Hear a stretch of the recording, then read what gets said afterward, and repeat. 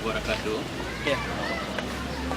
Kami dari buku Jalanan TV pada petang ini akan berkongsi dalam bicara karya dan sikap sastrawan negara S. Osman Kelantan yang dibicarakan oleh Wan Nur Azri. Untuk pengetahuan, pada tahun ini kami mengadakan acara bicara karya dan sikap sastrawan negara sebulan sekali bermula Christmas sehingga Zurina Hassan. Tapi pada penghujung tahun 2015 aturannya tidak mengikut bulan dan giliran. Minggu hadapan adalah minggu terakhir bicara karya dan sikap sastrawan negara, yakni Bahazin. Dan tanpa berlengah lagi saya memberikan mic ini kepada saudara Nur Azri untuk membicarakan karya dan sikap sastrawan negara S. Osman Kelantan. Ya, Assalamualaikum dan selamat petang. Terima kasih kepada buku Jalanan Setiawangsa kerana menjemput saya untuk membicarakan buku-buku dan karya S. Osman Kelantan, sastrawan negara. Saya sebenarnya secara jujurnya tidak pernah mengenali Osman Kelantan secara peribadi. Jadi saya tak banyak nak bagi komen tentang siapakah dia dalam kehidupan sebenar, dia orang yang macam mana. Dan malah karya-karya Osman Kelantan pun bukanlah penulis yang memang yang intim dengan saya, sebab saya lebih dekat lagi dengan karya Shah Nur Ahmad ataupun Muhammad Haji Saleh. Jadi Osman Kelantan, bila saya dapat tajuk ni, memang saya terpaksa baca balik yang buku-buku yang saya pernah baca dan beberapa novel dia. Jadi secara umumnya Osman Kelantan ni sebagai penulis, sebagai novelis dan cerpenis, ceritanya kebanyakannya berlaku di Kelantan, dan kisah-kisahnya pun adalah kisah orang Kelantan. Dan majoriti penceritanya, wataknya adalah lelaki di Kelantan, lelaki desa di Kelantan yang berjuang untuk sesuatu yang dipertaruhkan. Itu adalah agenda utama dalam karya-karya Osman Kelantan untuk saya. Jadi untuk saya ada 3 perkara yang saya ingin sentuh dalam Osman Kelantan, dan saya rasa itu antara tiga perkara yang menunjang karya Osman Kelantan ini. Yang pertama iaitu aspek permainan sebenarnya. Kalau kita tengok kat nombor-nombor Kelantan ni macam juara ataupun perjudian ini, antara konflik utama yang menolak buku cerita-cerita ini adalah perjudian sebenarnya. Watak yang mempertaruhkan sesuatu perkara.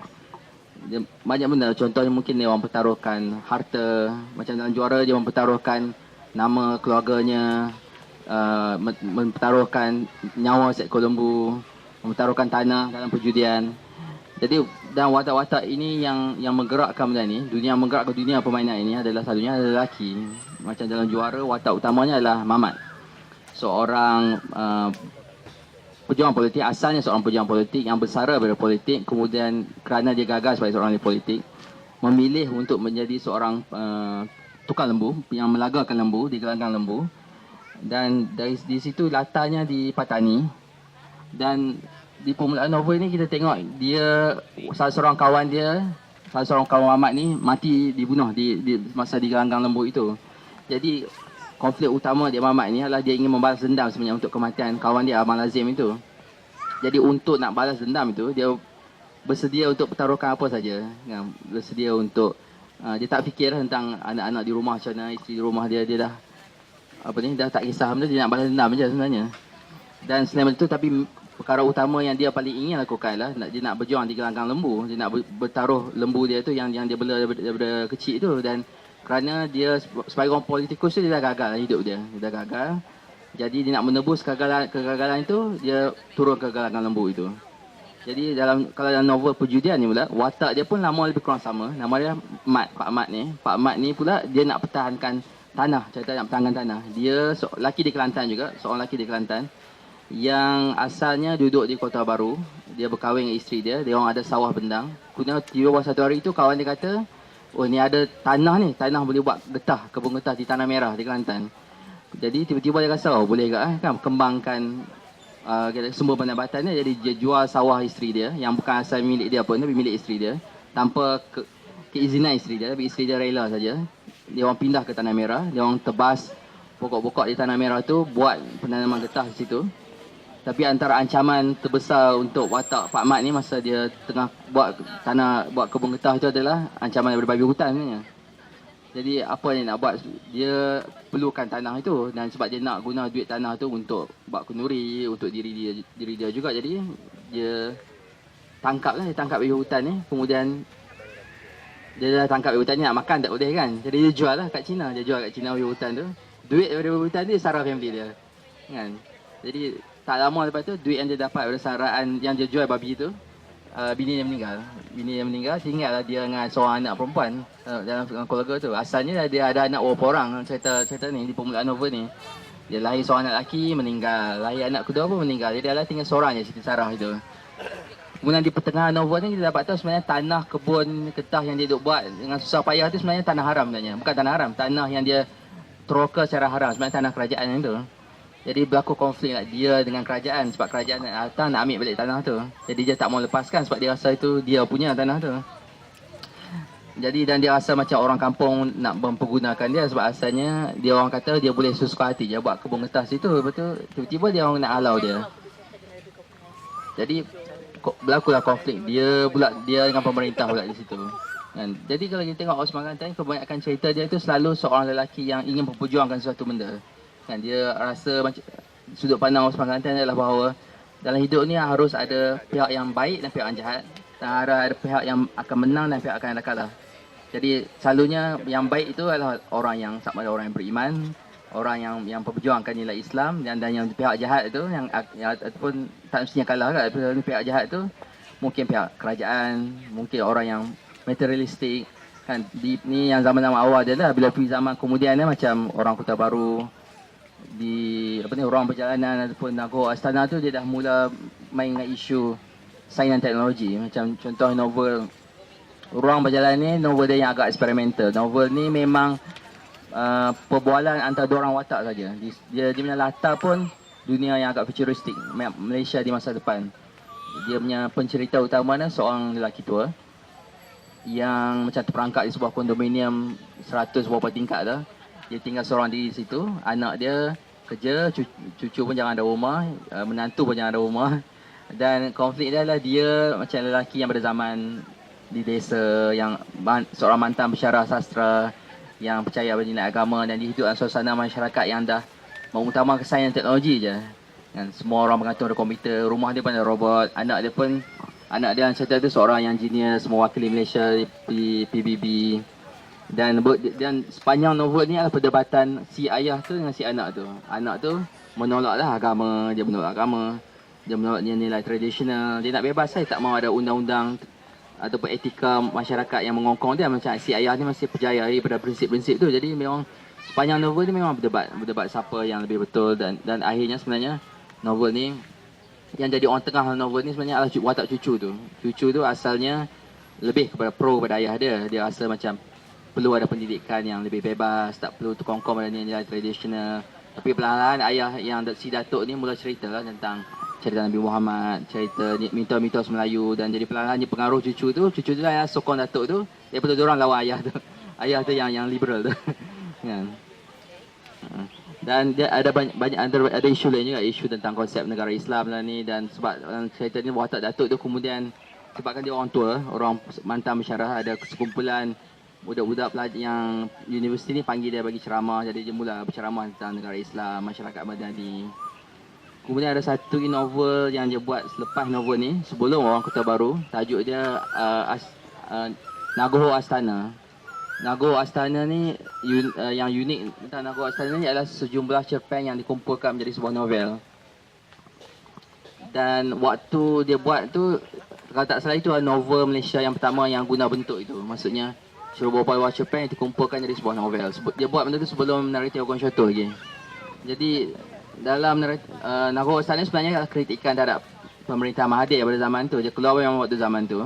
Jadi Nagore Astana tu adalah lebih kurang macam Malaysia lah kot. Dia bina satu negara yang asing, tapi dia punya suasana dia tu memang macam di Malaysia di zaman Mahathir. Jadi setiap cerpen yang disusun dalam novel Nagore Astana tu adalah kita ada perspektif Menteri Perdana, ada perspektif orang bawahan, ada perspektif cikgu yang main pindah ke Nagore Astana tu, perspektif Menteri Pendidikan. Jadi setiap itu dia ada sudut pandang dia sendiri. Tapi secara umumnya apa yang macam contoh Menteri Perdana dalam Nagore Astana tu, yang dia inginkan adalah cita-cita dia nak Nagore Astana jadi sebuah negara yang kuasa besar lah di dunia. Jadi apa yang dia utamakan adalah pembangunan sains teknologi, pembangunan material. Jadi itu bertentang dengan pihak parti pembangkang dalam Nagore Astana tu. Bagi dia orang nak bina sebuah negara kebajikan, negara yang menerapkan nilai Islam. Jadi berlakulah konflik dalam parlimen dan benda tu. Jadi Menteri Perdana ni dapat bantuan daripada kuncu-kuncu dia lah. Kuncu-kuncu ni lah yang tolong buat dasar-dasar baru untuk mengekang pembangkang, untuk mengekang pensyarah-pensyarah yang konvensional. Jadi macam mana kata?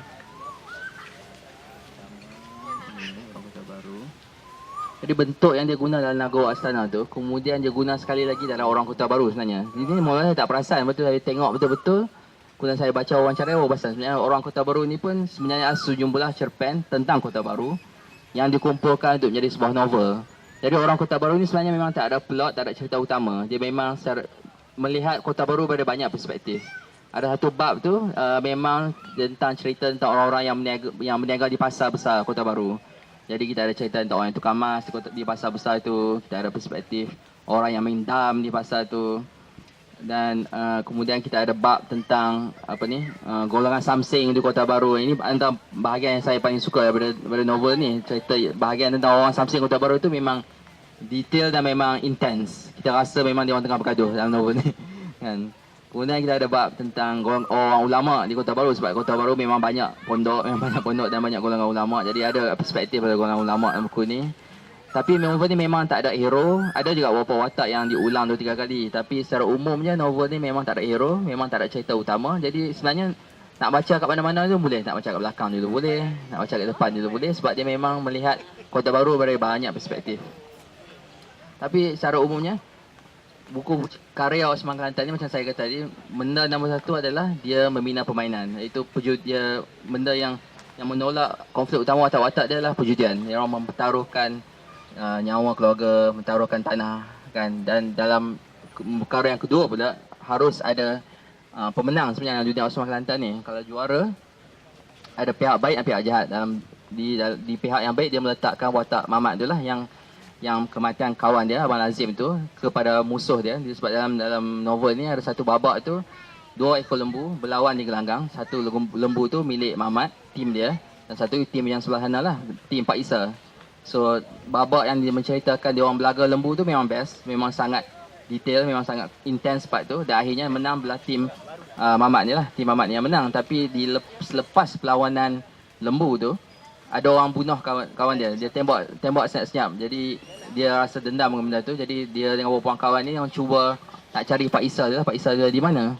Tapi yang saya tak suka novel ni adalah itu sebenarnya cerita utama dia. Tapi akan ada flashback Mamat tu ke zaman-zaman dia di politikus, zaman nak perjuangan kemerdekaan. Jadi lagi ada part-part dia merintih dengan keluarga dia orang menangis. Semua. Part-part tu memang mengganggu mood novel tu. Dan sebenarnya watak utama dia adalah Mamat. Tapi di cerita-cerita kadang dia pergi kepada watak sampingan, kawan-kawan dia kan. Lepas tu Pak Isa tu kita hanya jumpa balik di ending aja. Ending tu baru jumpa ada orang yang nama Isa tu. Maksudnya Isa dia upah orang lain. Dia upah seorang watak ni untuk bunuh kawan Mamat ni. Jadi di dekat ujung tu dia orang jumpa orang yang bunuh tu, dia orang bunuh lah orang tu. Lepas tu dia orang duduk, Mamat ni dan kawan-kawan dia semua lari pada petani dia orang pergi ke Kota Baru semua. Lepas tu polis tak jumpa bahan bukti. Jadi benda tu macam hilang macam tu lah. Selang beberapa tahun dia orang macam masuk ke ganggang balik nak lawan lembu balik. So Mamat ni dia bawa lembu baru dia nak pergi lawan. Tiba-tiba lepas tu ada seekor lembu yang baru nak lawan tu, dia orang cek-cek, oh lembu tu dia punya tanduk dia ada dia orang kata ada macam keluli kat tanduk dia kan. So Mamat ni tak puas hati lah, dia nak pergi check dengan lembu tu. Bila dia pergi check, yang pengadil tu ataupun kam-kam dia orang panggil tu, dia kata tak boleh check kan. Sebab orang belah sana tak bagi. Dia tengok rupanya tuan lembu yang belah sana tu adalah Pak Isa tu. Yang awal-awal dia duduk cari tu kan. Rupanya orang tu main balik nak lawan lembu dengan dia. Kan. Dan dia daripada awal lagi dah dendam dah dengan Isa ni kan. Jadi dia duduk tunggu nak bunuh. Jadi tak lawan lembu dah. Dia pergi tu dia bunuh orang tu. Dan habis terus lembu. Lembu habis terus macam tu. Kan. Dia bunuh Isa tu. Kan. Padahal dia ada family. Ada anak-anak kat rumah kan. Dia tak fikir apa. Dia bunuh terus ya Pak Isa tu. Jadi itu antara benda yang saya tak suka sangat dunia Osman Kelantan ni. Sebab dia selalu macam kena ada pemenang, ada orang yang kena menang sebenarnya. Dan kadang orang yang menang tu bukan orang yang baik pun, orang yang gilakan kuasa. Sebenarnya Mamat ni dia nampak macam hero sebenarnya, tapi dia sebenarnya orang yang paling bahaya untuk saya novel ni, sebab dia sama seorang ayah kepada seorang keluarga. Tapi dia sebenarnya ada agenda dia sendiri yang dia rasa benda tu betul, sebab dia dulu berjuangkan kemerdekaan. Dan dia pro kepada parti kiri lah masa tu, dia pro parti Islam semua, tapi dan dia kalah pilihan raya 3 kali. So dia kata dah kalau dia kalah sekali lagi dia nak keluar pada politik, dia nak masuk dalam dunia ni lah, lawan lembu semua ni kan. Jadi lembu tu macam cara dia nak menebus kegagalan sebenarnya kan. Jadi dia sanggup buat apa je, benda tu dia tak peduli lah family dia ke apa benda kan, dan bunuh orang macam tu je. Dan kemudian apa ya, dia punya karya dia yang pertama saya baca Osman Lantan ni adalah cerpen yang bertajuk Gunung sebenarnya dalam buku ni. Buku ni saya selalu bawa, saya bercakap saya bawa buku ni sebab ni buku sastra pertama yang memang saya baca sebenarnya. Saya baca buku ni waktu umur saya 15 tahun dan banyak kot cerpen Malaysia saya kenal melalui buku ni. Dan antaranya cerpen Osman Lantan. Cerpen Gunung ni cerpen yang sangat simple, dan tapi walaupun dia simple, tapi untuk saya cerpen Gunung tu adalah metafora kepada dunia Osman Lantan tu sebenarnya. Dia tentang seorang lelaki yang pergi ke sebuah gunung, nak panjat gunung sebab dia nak macam cari ketenangan hidup kan. Dan di situ dia orang tua juga, macam biasa orang tua lelaki tua, dan dia jumpa beberapa anak muda yang pergi situ pun nak panjat gunung juga. Jadi masing-masing objektif yang sama lah, nak panjat gunung kan. Cuma cara dia pandang benda tu tak sama kan. Dia orang kata dia orang dah sampai puncak dah kan. Tapi bila dia ikut orang tu, ni bukan puncak dia kata, ni bukan sampai betul-betul puncak gunung lagi kan. Orang kena panjat lagi kan, orang tua tu kata lah kan. So dia orang pun ikut dia, orang panjat lagi, panjat. Dia orang muda ni dah penat lah kan. So dah main dekat puncak tu, dia orang rasa lega, ni pakcik kita dah sampai puncak kan. Belum sebenarnya, kita belum sampai puncak lagi kan. Kebenaran sebenarnya ada di atas macam tu. Ada cahaya yang menerang menunggu macam tu kan. Kan, jadi sebenarnya gunung untuk saya, sebab bila kita tengok karya-karya Osman Lantan, cara bila itu dia bahasakan, dia ada 2-3 kali kan dia guna metafora harapan yang menggunung-gunung kan. Dia macam waktu Mamat tu dia dah menang perjudian lembu tu kan, dia balik nak tunjuk kat family dia dah menang. Dia kata dalam hati dia ada harapan yang menggunung-gunung, ingin dilemparkan kepada isteri dan anak-anak dia. Jadi dia untuk Osman Lantan ni, lelaki yang dia selalu bina, lelaki yang macam nak berjuang ke puncak katanya. Dan jalan yang Osman Lantan selalu bagi untuk watak dia ni selalu bukan jalan mudah. Dia orang nak sesuatu, dia orang nak tanah, dia orang nak kuasa, dia orang nak nama kan, tapi selalu bagi konflik kat dia orang. Konflik tu selalu pada pihak lain lah, pada kerajaan ke, daripada selalunya kerajaan lah, daripada kerajaan ataupun dalam novel-novel kemudian tu dengan orang muda, sains kan. Jadi dia bagi konflik, jadi tapi akhirnya dia dah set dah, orang ni mesti akan menang kan. Walaupun dia konflik kat mana pun, dia jahat ke, dia degil macam mana penonton ni kan, dia nak bagi orang ni menang kan, sebab yang penting dia sampai kepada kebenaran kan. Itu cara Osman Lantan susun cerita dia lah. Cuma masalah saya kadang-kadang dia rasa, untuk saya lah, emosi dia bila saya baca Osman Lantan, dunia ni sangat ketat sebenarnya. Macam kita baca orang Kota Baru pun, walaupun kita rasa dia detail tentang Kota Baru, latar Kota Baru kan, tapi sebenarnya dunia Kota Baru yang dia bina tu memang unsur alam ni memang tak ada. Kita tak tahu macam Kota Baru tu bau dia macam mana, bunyi dia macam mana, air, ada sungai dekat luar tu, dia macam bagi fakta je. Okay, ni jalan di sini, ni wakaf tu, wakaf ni kan, ni jilus sejarah macam ni, dia bagi fakta, bagi fakta. Orang ni kerja di sini kan, tapi kita tak pernah rasa macam kita tengah berjalan di Kota Baru kan. Dunia tu tak hidup sebenarnya. Dan dalam novel dia pun selalunya macam dunia sebenarnya memang dunia seorang lelaki sebenarnya, dunia Osman Lantan ni kan. Macam novel Juara ni, watak perempuan memang sangat macam tak kuat sebenarnya, tak kuat. Sebab bini kepada watak Mamat tu, dia mula zaman muda Mamat tu dia berjuang untuk politik kan. Jadi dia selalu kritik husband dia ni, buat apalah berjuang politik ni kan, nanti anak-anak siapa nak jaga apa semua kan. Tapi perlahan-lahan dia macam isteri tu menurut sajalah kan. Lepas tu bila Mamat tu dah mula terlibat dengan perjudian lembu apa semua benda ni, polis satu hari tu dekat siang, polis datang rumah, dia orang cari Mamat ni kan, tanya mana ni Mamat juara lembu mana kan. Saya tak tahu, kami orang perempuan tak ikut campur dunia orang lelaki kan. Jadi dalam cerita ni orang perempuan memang duduk rumah je, kan. Padahal dia sokong kan suami ni yang berjudi, yang macam apa ni, bunuh orang kan, yang macam, tapi dia tak ambil judi kan, dia sokong macam tu je. Lepas tu apa ya, novel dia yang lain, macam novel perjudian ni sama, watak perempuan memang tak kuat. Bukan soal nak perempuan tu kuat, bukan saya tak suka idea buat novel feminis ni nak perempuan kuat, perempuan lawan lelaki, bukan sebab isu dia itu. Adakah mungkin sebabkannya Sesama Kelantan telah mengencingkan skop watak perempuan, maka sebab itu dia buat wajah seorang wanita, satu buku wajah seorang wanita. Adakah mungkin dan itu? Untuk saya pun wajah seorang perempuan saya tak rasa macam novel yang bernuansa perempuan pun, sebab yang bercerita dalam wajah seorang perempuan sebenarnya perspektif seorang narrator lelaki sebenarnya yang ingat kembali tentang mak dia. Dan So memang lelaki lah. still sudut pandang lelaki terhadap seorang perempuan. Kan? Sebab saya rasa dalam dunia Osman Kelantan ni dia tak boleh nak ada elemen perempuan tu sebenarnya, sebab dia dunia yang memang sangat macam mana hitam putih kan. Lelaki yang utama tu mesti pihak yang benar, pihak yang baik untuk dia lah kan, pihak yang Islamik ke, pihak yang perjuangkan PAS ke, dan menentang pihak yang materialistik, pihak yang agak moden. Dan tu sebenarnya permainan dunia lelaki benda itu. Kalau dia nak masuk unsur perempuan itu, kena ada kita macam lingkungan luar tu, alam tu, unsur alam tu kena ada di situ untuk melembutkan benda tu kan. Jadi dia tak mau langsung benda tu, memang dia buang terus benda tu. Sebab kadang kita tengok wawancara dia pun, bila orang tanya Osman Kelantan apa teknik yang dia gunakan, apa struktur yang dia buat, untuk dia tak penting semua benda tu, struktur, teknik, apa ni, latar ke, jadi yang penting isi untuk dia, isi pemikiran kan. Dia nak pemikiran je dalam karya dia tak penting pun unsur luaran tu. Soalan. Tak ada soalan. Dia wujudkan watak perempuan tu just untuk tempelan je lah. Untuk orang tak perlu. Dia zaman nempel daripada idea. Sebab saya rasa dia bina watak dia pandang lelaki tu secara tradisional sebabnya. Sebab watak Mamat tu bila dia berkahwin dengan si Minah ni asalnya tudang orang lain. Jadi dia nak sangat Minah tu, tapi dan akhirnya dia berjaya kalau pujuk Minah tu duk terima dia, tapi bergaduh juga lah dengan bekas tunang tu. Jadi Minah, dia kata bagi dia Minah tu isteri yang sejati, sebab Minah tu hidup mati dia untuk keluarga je. Dia punya sudut pandang macam tu bagi dia. Minah tu tak buat benda lain, duduk jaga anak, menangis pun untuk anak, dan dia itulah isteri sejati kan. Dia rasa Minah tu isteri sejati. Jadi dan kalau kita tengok semua kebanyakan karya Osman Kelantan tu adalah lelaki tua yang ada keluarga, yang berjuang untuk keluarga kan. Jadi watak perempuan tu untuk menyokong seorang lelaki yang berjuang untuk keluarga tu. Dia dan watak si Suci Musalmah itu pun dalam wajah seorang perempuan itu pun berjuang untuk keluarga. Jadi hero dalam dunia Osman Kelantan adalah seorang yang berjuang untuk keluarga, walaupun kadang dia orang buat benda yang tak memoral juga.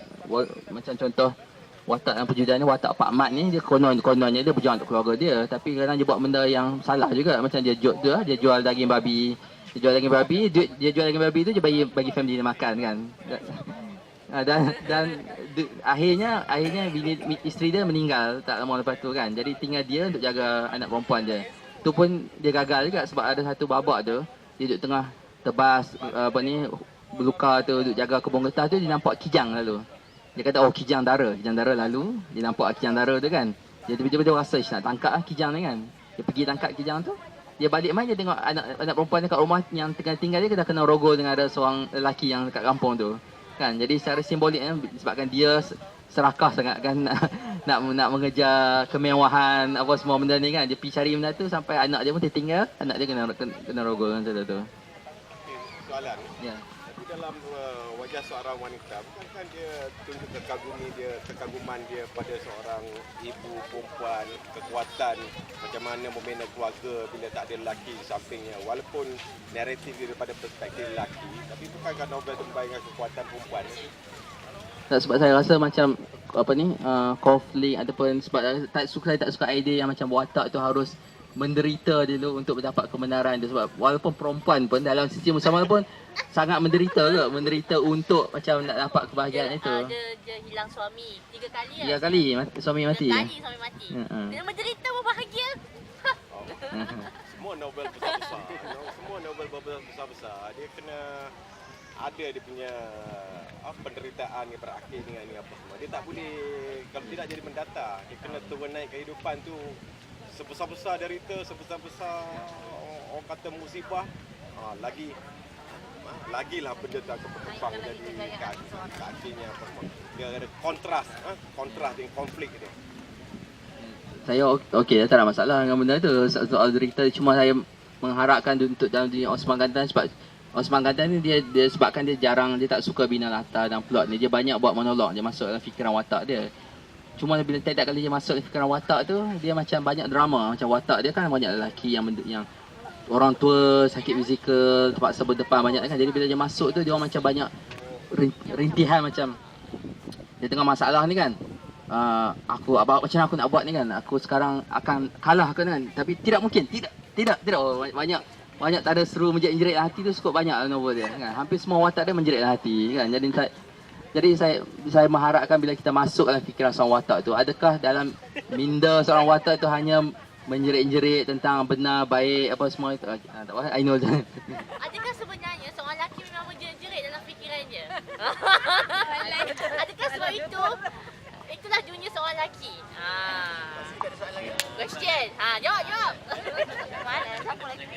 Tak, maksudnya macam sebab kadang-kadang dari pembicaraan tadi saya cakapkan Osman Kelantan, dunia seorang lelaki itu memang menjerit.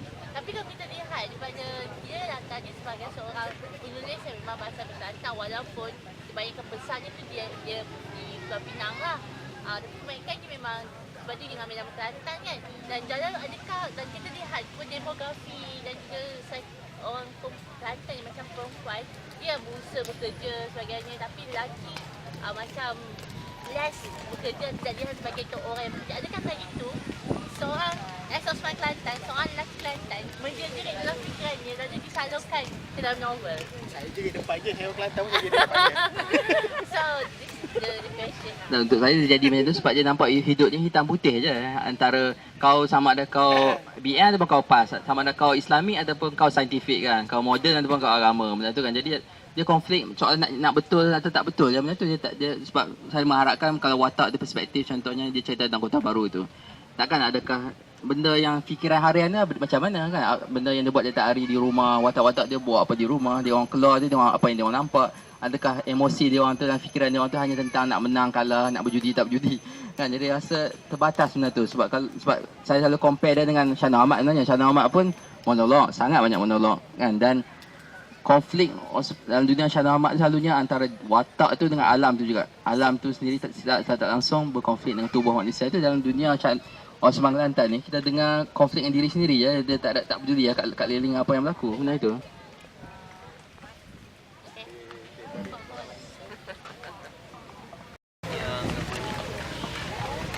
Dia sebenarnya macam Aziz baca sebagai cerpen, start dengan cerpen gunung kan, tapi dia dapat Sasana Negara selepas dia keluar Orang Kota Baru. Rasanya lepas Orang Kota Baru tu orang push dia ke Sasana Negara. Adakah rasa macam kekuatan Osman Kelantan daripada novel je atau daripada cerpen? Macam begini lah, sebab Osman Kelantan ni satu benda tentang dia adalah dia kebanyakan novel dia tu memang asal daripada cerpen. Juara asal daripada cerpen, Orang Berjalan asal daripada cerpen, Angin Timur Laut asal daripada cerpen. Dia banyak cerpen tu kemudian dia kembang jadi novel kan. Dan saya pernah baca dah cerpen asal Juara ni, dan tajuk dia sekejap. Tajuk ada ni, tajuk asal dia. Tajuk asal novel Juara ni adalah Pahlawan Lembu. Okey, dan dia start cerita dia dalam Pahlawan Lembu tu adalah waktu Mamat tu pergi lawan lembu, yang sebelum kawan dia kena bunuh tu. Yang first time dia berkonflik dengan Pak Isa tu lah. Tapi dalam cerpen tak ada Pak Isa tu. So itu yang dia fokus dalam cerpen tu. Habis tu tak lama tu kawannya macam mana? Kawannya mati kot dalam cerpen tu. Sebenarnya dia ambil cerpen yang dia buat tu bahagian yang saya paling suka novel Juara sebenarnya. Bahagian saya rasa paling intense dan paling best yang saya boleh baca daripada novel ni. Tapi sementara dalam novel Juara ni saya rasa ada sangat longgar dia punya plot dia. Longgar, ada part-part yang dia imbas kembali yang saya rasa tak ada kena-mengena dengan novel tu. Ada part yang saya kata dia berdrama. Jadi novel dia yang saya rasa agak stabil dia, saya ingat dulu Muhammad Afandi Hassan dia kata Osman Kelantan ni pengarang yang pandai menulis tapi tak pandai mengarang, dia kata. Sebab dia kata Osman Kelantan ni tak ada disiplin bila menulis. Dan sikit sebanyak saya setuju juga benda tu sebab dia dari segi susunan plot dia memang tak ada disiplin dah benda tu. Dan dia memang ikut suka hati dia je, dia lompat-lompat antara perspektif watak dia. Jadi disebabkan dia pengarang jenis tak peduli plot, tak peduli tentang susunan cerita ni, memang sangat sesuai lah untuk dia buat Orang Kota Baru ni. Sebab Orang Kota Baru ni memang tak ada plot, tak ada ni. Jadi kenalah dengan style Osman Kelantan ni yang tak ada disiplin kan, yang macam lompat antara watak, pergi sana pergi sini tu kan. Sebab novel ni memang pergi merata, pergi sekejap dekat kampung, sekejap dekat masjid, sekejap dekat perspektif cikgu-cikgu. Jadi memang melekat lah bentuk novel. Cara tak langsung mungkin orang semakin tak sedar pun bentuk novel ni memang melekat dengan dia. Sementara dalam Juara ni yang dikatakan antara novel masterpiece dia yang menolak dia untuk menang Sasluan Negara, saya rasa bukan novel yang terbaik lah daripada dia. Malah bukan novel Termination yang terbaik pun.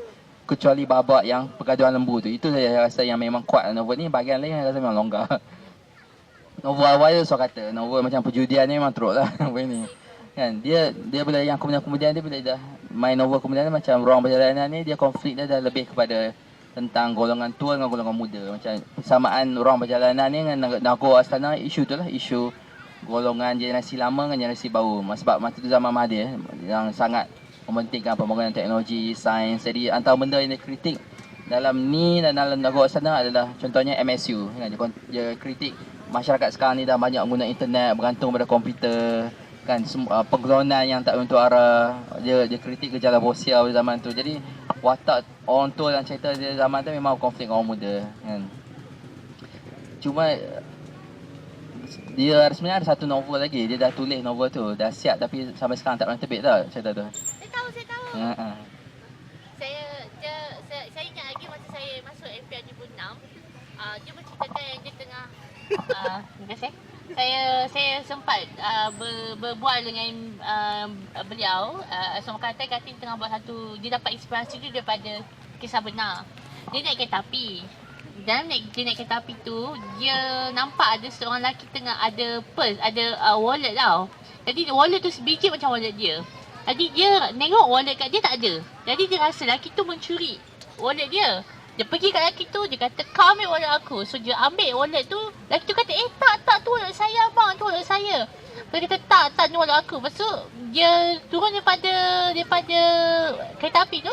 Lepas tu anak dia telefon, Abah tertinggal wallet. Jadi dia kata macam sebenarnya siapa yang mencuri? Dia lah yang mencuri kan, walaupun dia menuduh. Dan itu novel yang dia memang tengah tulis waktu tu 2006. Dia meninggal rasanya 2008, tak silap saya. Tapi novel tu sebenarnya dah siap. Tak boleh sebab ada pertikaian hak cipta. Kerana dia punya isteri kedua. Jadi pertikaian hak cipta antara isteri kedua siapa nak pegang the rights untuk terbitkan. So bila ada pertikaian hak cipta macam tu, sebab tu novel tu tak diterbitkan. Novel tu bernama Lorat. Lorat kan? Macam tu kot. Okay, terima kasih. Salah satu cerpen dia yang dalam buku tu yang saya suka tajuk kepuasan tajuk cerpen tentang seorang watak nama budak remaja nama Salim yang dia anak yatim macam tu. Dia asalnya seorang pelajar sekolah yang baik, yang lulusan yang bagus. Kemudian satu hari itu ayah dia meninggal dan mak dia kahwin lain. Dan tiba-tiba mak dia kata, kau kena berhenti belajar. Kau jangan pergi sekolah lah kan, tolong kerja bendang, dan tolong ayah dia baru. Dan tiba-tiba mak dia pun lebih rapat dengan suami baru dia. Jadi dia memberontak lah benda tu. Dia jarang dari rumah dan satu hari tu dia lari keluar dari rumah. Bukanlah dia pergi ke hutan lah. Dia nak menggambarkan emosi marahnya budak Salim ni. Dia mula lastik menantang hutan tu. Mula-mula dia bunuh kerengga tu. Dia nampak macam kerengga kat pokok tu. Dia ambil batang kayu tu, dia bunuh ekor. Dia tikam.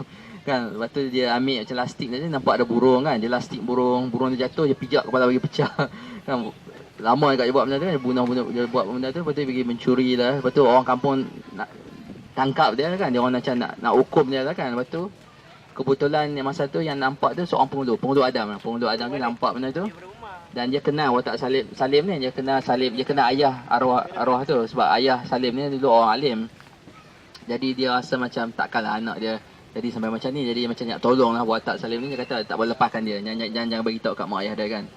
So dia bawa lah Salim main rumah kan. Jadi dia katalah, saya kenal ayah awak dulu orang alim. Jadi patutnya awak ni jadi macam ayah awak jugalah kan. Jadi macam orang yang baik apa semua tu kan. Jadi Salim tu yang asal marah-marah tu, tiba-tiba dia macam insaf kat kot sebab dia tengok watak penghulu Adam tu, nampak bayang ayah dia kan. Jadi dia di hujung dia kata macam dia diselamatkan oleh penghulu Adam. Maksudnya disebabkan orang tu ada kelibat ayah dia yang dulu. Tanya sikit tadi, yang novel dia terakhir apa jadi? Lepas tu ada pertikaian hak cipta. Dia dah sebab yang simpan tu isteri kedua. Lepas tu tapi rights tu kan jatuh kepada family yang macam tu lah. Saya pun tak ingat sangat tapi lebih kurang macam tu. Daripada mana tu? Daripada mana berita tu. Cerita tu ada yang datang dari SM Zakir sendiri, ada yang daripada kawan-kawan SM Zakir yang Dengar je lah. Tapi uh, dia tak tahu je director Tak Swan ada tu. pertikaian. Tahu lah. Tak jadi tak tahu ke mana pergi. Ha. Hilang minus. Tak tahu lah pula. Ada dengan isteri dia yang kedua lah. Ha, isteri dia ada. Tapi tak Jangan sampai lusuh tu baru nak. tak ada pihak SM Zakir tak ada pertikaikan soal lagi kita Betul. nak diterbitkan je.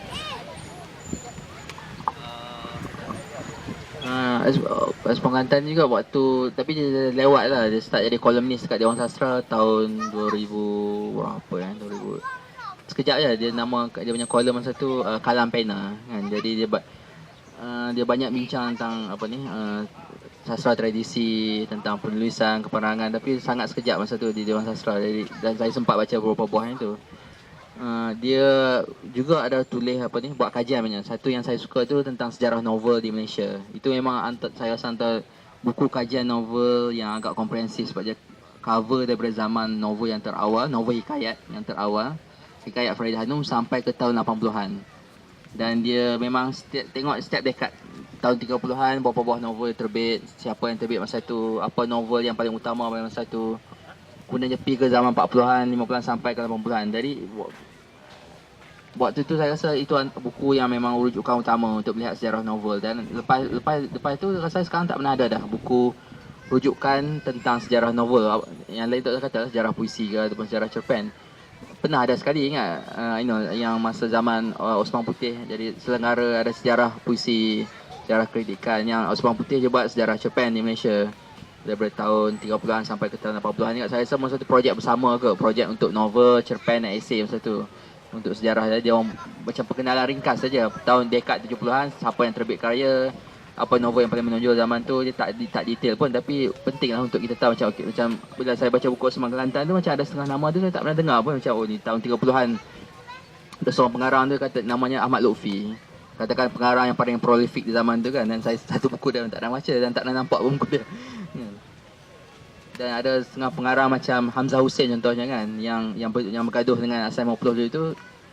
Novel dia, sebelum saya baca novel dia, saya memang tak tahu apa langsung tentang Hamzah Hussein. Tapi disebabkan saya baca buku Osman Kelantan tu, sebab Osman Kelantan ada sentuh juga beberapa buah novel Hamzah ni, antaranya Rumah Kosong, Duniaku, Rumahku jadi Rumah Itu Dunia Aku. Jadi dia bincang dengan agak detail juga, dia bagi struktur novel Hamzah ni macam mana. Jadi saya dah waktu tu baru nampak Hamzah ni macam waktu tu seorang pelopor juga novel yang bersifat psychological ni. Jadi disebabkan apa yang Osman Kelantan buat masa tu, dia menggerakkan saya untuk cari buku Hamzah. Jadi saya tak langsung yang mengenali Hamzah melalui Osman Kelantan sebenarnya.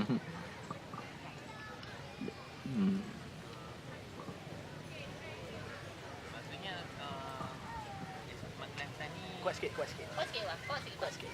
Dia daripada dulu dan selepas dia jadi sastrawan, gaya dia samalah. Walaupun dia cuba buat eksperimen tu, masih lagi di dalam lingkungan yang sama lah. Yang cakap pasal dia lingkungan pegang tu. Dia kadang ironi, kadang dalam wawancara dia kata dia mencuba teknik baru, mencuba gaya bahasa baru. Tapi untuk saya tengok perkembangan tak radikal pun dari segi bahasa. Sebab benda-benda yang saya jumpa daripada buku awal itu dia ulang style dia. Macam kalau sama ada watak tu orang tua ke, orang muda ke, lelaki ke perempuan, dia macam monolog garanti semua buku dia ada monolog. Cerpen ke apa ke semua memang ada monolog kan. Dan monolog ni semua style tu, style macam watak tu membentak dalam hati kan, tidak marah-marah hati benda itu kan. Macam contohnya cerpen cerpen seorang tua sebuah masjid lama sebuah kota. Pattern cerpen ni sama sebiji macam novel ni. Cuma hak ni latar dia kat Penang, tapi sama juga karakter orang tua yang start cerita tu macam sakit sendi lutut, sakit badan kan. Dia dengar macam azan subuh nak main kan, jadi dia macam tak nak bangun kan. Tiba-tiba dia macam bermonolog kan, macam dia rasa sekarang pembangunan ni tengah menghancurkan nilai tradisi di Pulau Pinang ni. Orang muda dah tak peduli nak datang masjid kan. Dia monolog benda tu lah kan. So dia pergi masjid, jumpa kawan dia, betul dia jumpa seorang lelaki, orang muda ni kat masjid ni berdebat lah orang muda tu. Orang muda tu kata masjid ni kecil lah kan pakcik kan, kita lebih baik kita roboh kan masjid ni, kita buat mall kat sini kan, kat Pulau Pinang ni kan. Jadi kemudian dia tak puas hati benda tu, dia rasa macam orang muda sekarang dah tak pentingkan nilai agama kan. Sama konflik dia macam novel Ruang Perjalanan. kan. Jadi gaya bahasa dia memang tak banyak beza sebab memang Osman Ghantam memang tak peduli benda-benda tu. Sebab dia untuk dia yang penting adalah pemikiran kan. Dia nak bagi yang bagi penting untuk dia isu ataupun kebenaran utama tu sampai kepada membaca. Dan untuk kadang-kadang untuk benda itu juga yang menyebabkan karya dia tak betul-betul berkembang sebab macam walaupun kononnya novel ni dia nak bermain dengan isu falsafah, dia nak berdebat tentang benda-benda yang berat kan, tetapi kadang-kadang ada waktu dia terlalu kita macam mana lokal benda tu, terlalu tempatan isu dia. Macam ada satu bahagian tu dalam novel ni cerita futuristik ni kan, dan ada war robot lah segala kan. Tiba-tiba ada satu part tu dia dengan penceramah tu dia bincang tentang DEB kan, dasar ekonomi baru. Dia bincang tentang bezaan PAS dan UMNO, padahal dalam tak futuristik kan. Jadi dia punya sudut pandang tu terlalu kita katakan terbatas pada benda-benda yang tempatan. Dan kalau kita tengok macam Shah Nur Ahmad pun dia political juga, sangat political. Tetapi dia punya garapan, dia punya cara dia bina dunia tu, kita selalu rasa macam ada isu yang lebih besar. Politik tu hanya di permukaan je. Kerana ada benda lain yang Shah Nur ingin perkatakan dalam Osman Ghantam, hak permukaan tu lah segala-galanya kan. Kalau isu tentang PAS dan UMNO, itu je lah kan. Macam dalam banyak kali lah, macam dalam Orang Kota Baru ni ada 2-3 satu bab tu, 2-3 orang watak dia macam flashback sikit. 2-3 orang watak ni dia orang macam perjuang kemerdekaan lah. Dia orang tengah bincang tentang macam waktu tu Malaysia di ambang Malaysia nak berpisah dengan Singapura. Dia orang berdebat dalam benda tu kan. Ni kalau Malaysia berpisah dengan Singapura macam mana, apa impak dia, macam lepas tu tak lama dia orang bincang 13 Mei kan. Dan dia tak pernah melihat konteks lebih besar benda tu. Dia bermain dengan isu tu je. Itu untuk saya kelemahan besar Osman Ghantam sebab dia terlalu fokus pada satu bahagian dan dia tak pernah tengok betul konteks yang lebih besar lagi di luar isu politik tu kan. Adakah novel ni sekadar nak bercerita konflik antara dua parti politik, antara satu pihak dan satu pihak saja? Soalan lagi. Asalnya apa signature, maksudnya kekuatan yang sebab dia mendapat sasuan negara. Untuk mendapat sasuan negara tu mesti ada orang kata signature, the killing karya lah. Apa yang rasa macam sebab banyak dia dapat dia macam Aziz macam agak tak favor sikit dengan Saya rasa dia menang sebab juara. Dia menang sebab juara sebab ramai pihak merasakan juara ni adalah novel politik yang kuat masa itu kan. Dan bukan kuat masa itu je, masa keluar juara daripada awal dia orang rasa, malah ada yang rasa juara ni sebenarnya satira politik yang kuat kan. Sebab dia orang nampak lembu, dia malah disebut pun lembu adalah politik adalah lembu. Jadi orang merasakan ini adalah novel politik yang sangat power untuk masa itu.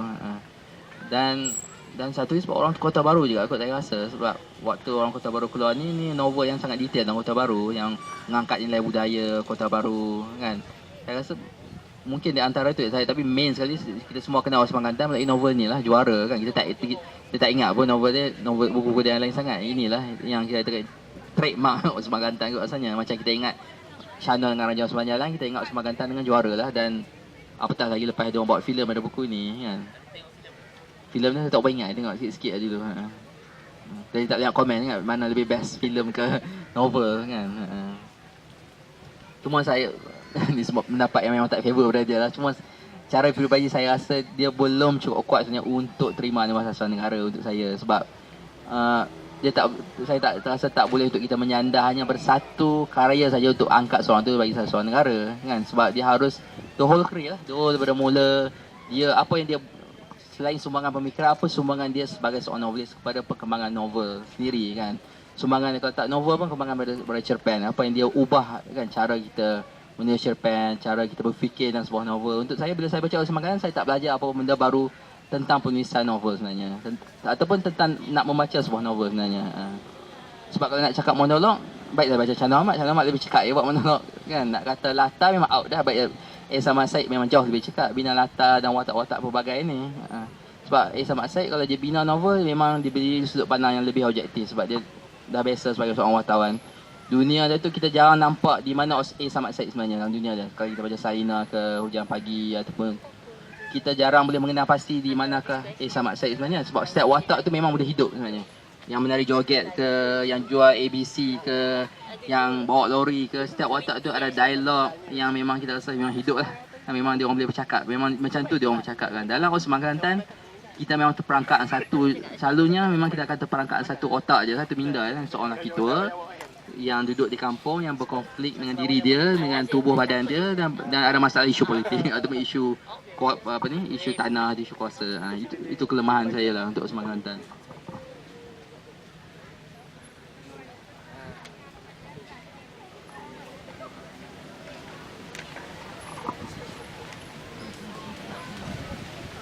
Ada ni ke?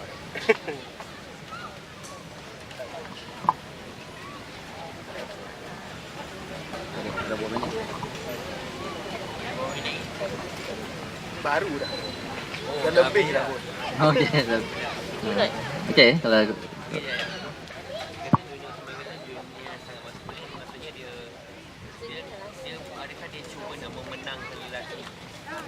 saya isu dia bukan nak menangkan lelaki sangat. Saya rasa dia nak dia dah bagi dia itulah status quo sebenarnya. Dunia lelaki yang macam yang tradisional tu, lelaki yang berjuang untuk keluarga, yang mencari pendapatan, yang akan berjuang habis-habisan untuk diri dia, untuk keluarga dia kan. Dia rasa bukan nak merendahkan perempuan pun. Dari segi satu sudut kita boleh kata cara dia memandang peranan lelaki tu agak konservatif sebenarnya. Walaupun ada dalam novel ni, contohnya Ruang Perjalanan ni, ada watak yang anak tu, yang liberal tu, dia ada mengkritik. Dia kata, dia tulis surat kepada kakak dan mak dia. Dia kata, sekarang kakak akan kahwin kan. Jadi saya harap lepas kakak kahwin ni, janganlah jadi macam mak kita, yang mak kita ni masa dia hidup itu dia mengalah dengan ayah tu yang banyak berdebat, bercakap apa semua. Jadi mak ni tak lawan pun. Jadi saya harap bila kakak berkahwin tu, jangan jadi macam isteri yang konvensional kan. Harus ada pendirian. Itu yang watak anak tu lah kan. Harus ada pendirian. Kemudian dia tulis satu surat untuk mak dia. Itu untuk saya bahagian novel Ruang Perjalanan ni, surat yang anak kepada mak tu bahagian paling best novel ni. Sebab memang menyentuh emosi yang dia tulis.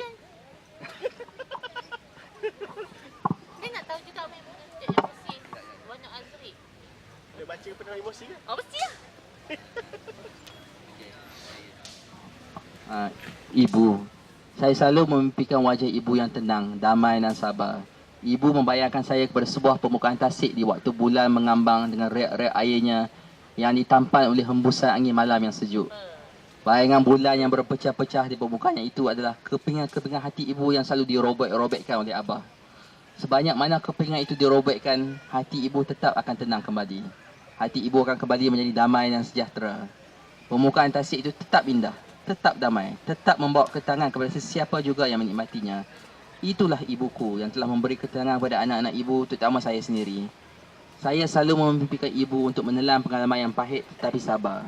Walaupun sabar itu sebenarnya ada batasnya, tapi ibu seolah tidak membuat batasan. Ibu selalu berada di pihak yang kalah walaupun ibu boleh menang sebenarnya. Maafkan saya ibu. Saya tahu segala-galanya. Saya telah mencuri perhatian ibu dan saya telah membacanya. Ibu mengalah kepada Abah.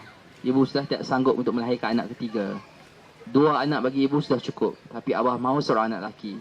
Dan ibu terpaksa menyatakan kesanggupan. Dan saya lahir sebagai anak lelaki dan telah membahayakan nyawa ibu. Dan inilah satu-satunya pengguna ibu yang paling besar. Ibu terpaksa memenuhi kemahuan orang lain dengan berjudi nyawa. Dan sekarang saya tahu keadaan diri saya.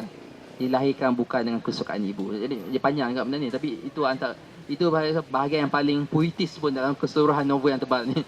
So yang lain ni semua perspektif ayah tu yang nak berdebat apa semua tu. Dan saya rasa dia sikit sebanyak pun memberi gambaran pun kepada kehidupan Osman Kelantan sendiri pun. Dia membesar dengan seorang ayah yang agak dikatakan keras juga. Dan dia memang lebih rapat dengan mak dia. Mak dia dalam rumah Osman Kelantan tu, mak tu lah yang membaca kitab dan bercerita membaca, berhikayat. Dan dia kata kalau mak dia bercerita tu, kalau mak dia membaca hikayat tu dengan penuh emosi, ramai orang anak-anak semua akan duduk dengar. Dan kalau mak dia menangis, dia pun akan menangis kan. Jadi dia memang attach dengan mak dia tu. Tapi agak aneh macam saya rasa tak kata adakah dia macam bila dia bersebati dengan mak tu, dia tak bina lah watak perempuan yang kuat dalam novel dia. Perempuan yang dia bina tu macam mak dia aja, perempuan yang konvensional, yang macam menurut mungkin dari segi situ saya rasa macam dia mengagumi mak dia. Sama dia merasa macam itulah imej ibu yang terbaik, ibu yang patuh pada suami, yang taat kan, begitu saya rasa. Dan yang imej yang lebih kuat tu ayah yang katakan yang berjuangkan kebenaran, yang berjuang untuk keluarga kan. Sebab memang itu yang konsisten dalam karya dia. Sebagai kesimpulan, untuk orang yang Tak mengenai. Bagaimana nak memasuki dunia Sam Zaki? Sam Zaki tak. Exo Sumatera Kelantan. Apa orang kata okey? Orang cakap kata kalau kita nak kenal orang tu mungkin baca karya ini untuk mengenali Sumatera Kelantan kan. Macam mana apa karya dia yang Warna Azri rasa okey supaya tak burn out macam tu kan. So Baca je kita tahu itu karya. baca je okey kita akan menyukai Exo Sumatera Kelantan. Ta ta ta ta. Ta ta ta ta. Saya rasa jangan mula dengan nombor-nombor awal dia, nombor zaman-zaman perjudian, angin timur laut. Kan, saya yang terbaik untuk mula dengan juara terus kan, sebab ini karya dia yang paling kita tekan bawa-bawa intens. Dia malah ada seorang pengkritik kata novel juara ni macam cerita cowboy lah. Cerita ada orang baik lawan orang jahat kan, macam gangster macam tu. Jadi saya rasa yang paling approachable dan paling saya rasa pembaca biasa akan suka adalah juara. Dan daripada situ pilihlah nak pergi ke arah mana, nak pergi novel dia yang kemudian yang syarat dengan falsafah dan pemikiran tu ke, ataupun nak bangkit ke belakang. Novel awal dia tu yang banyak aksi, banyak perdebat, banyak bergaduhan pun. Jadi juara lah untuk saya novel yang orang patut mula baca.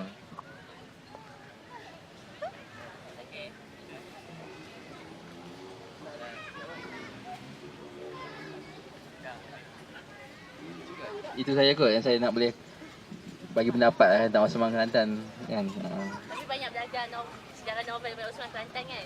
Itulah yang saya terima kasih kepada Osman Kelantan kan, kerana dia memberikan saya sejarah novel di Malaysia secara komprehensif. Okey, itu saja daripada saudara Wano Azri.